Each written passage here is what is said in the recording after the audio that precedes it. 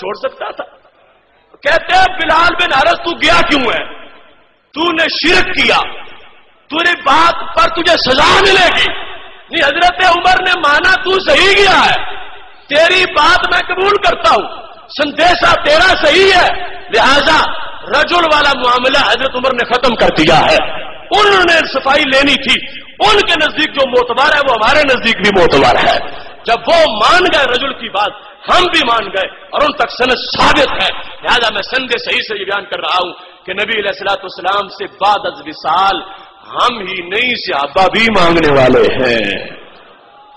اس سلسلہ میں ان حوالہ جات کی تفصیل کے ساتھ آ جاؤ اب امام بخاری سے یہ پوچھ لیتے ہیں کہ صحابہ کا عمل کیا تھا اور انہوں نے کیسے مانگا نبی علیہ الصلوۃ والسلام سے۔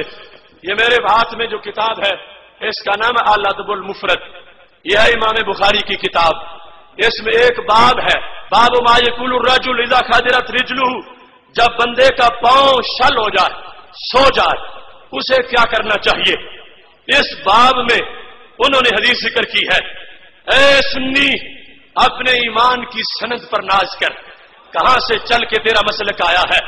یہ ہے الادب المفرد، الادب المفرد اور 142 صفحہ۔ آپ حیران ہوں گے باقی کتابیں نہیں ہیں، یہ پرانی کیوں ہے؟ میں مظلوم ہوں، تمہیں کیا بتاؤں۔ اس میں وہ لفظ ہے یا والا جو ان کے سینے میں نیزہ لگتا ہے۔ کتنا ظلم ہے، چھاپا بعد میں تو یا کاٹ کے حاشیے میں لکھی اور پھر حاشیے سے بھی نکال۔ اب مارکیٹ میں تمہیں نہ اوپر ملے گی نہ حاشیے میں ملے گی، لیکن امام بخاری نے جب لکھی تو یہ ہے مکتبہ تازیہ کی چھپی ہوئی کتاب۔ مناظر اسلام حضرت مولانا صوفی محمد اللہ دتا صاحب رحمت اللہ علیہ بسن پورا والے، یہ ان کے مکتبے کی کتاب ہے۔ یہ لکھو، دیکھو اس میں لکھا کیا ہے اور پھر سوچو کہ ہم نے ان کا بگاڑا کیا ہے۔ وہ حبیب پیارا تو عمر بھر کرے فیض و جودی سر بسر، ارے تجھ کو کھائے تپے سکر، تیرے دل میں کس سے بخار ہے۔ یا کاٹتا پھرتا ہے اور چاٹتا پھرتا ہے، مگر سینوں سے کون چاٹے گا، جنت کے پتوں سے کون مٹائے گا، عرش کے تاج سے کون کھرچے گا۔ یہ لکھا ہے، یہ لکھا رہے گا۔ دیکھو حضرت عبد الرحمن بن سعد، اس کی سند پر پوری ذمہ داری سے اعلان کر رہا ہوں، جسے ہوگا کوئی وہم نکالنے کے لیے انشاءاللہ ہر وقت تیار ہوں۔ حضرت عبد الرحمن بن سعد کہتے ہیں خادرت رجل ابن عمر، حضرت عبداللہ بن عمر کا پاؤں شل ہوا، فقال له رجل اذکر احب الناس الیک، انہیں کسی نے کہا انہیں جا بلاؤ جو سب سے بڑے محبوب ہیں۔ تو کیا انہوں نے عمل کیا فوراً؟ فقال یا محمد صلی اللہ علیہ فقال یا محمد صلی اللہ علیہ وسلم۔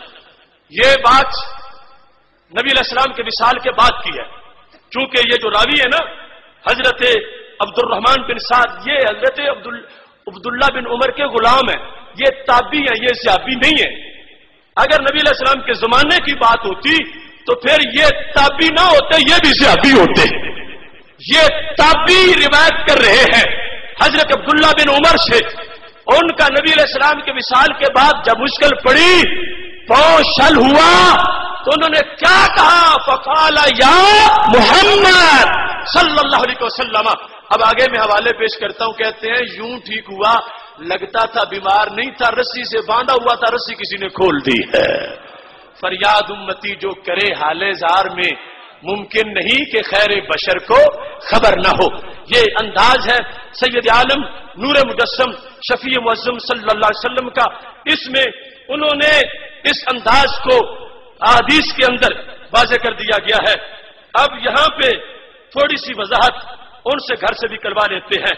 یہ تحفۃ الذاکرین ہے، ان کے امام شوکانی کی کتاب تحفۃ الذاکرین، اس کے اندر یہ صفحہ نمبر 249 پر یہی حدیث موجود ہے، اور یہاں یہ واضح کر دیا گیا ہے کہ کہتے ہیں حیثم بن حنش کننا عند عبداللہ بن عمر، ہم ان کے پاس تھے، ان کا پاؤں جس وقت سو گیا، قال له رجل اذكر احب الناس الیک، کہا گیا جو سب سے بڑے محبوب ہیں ان کو یاد کرو۔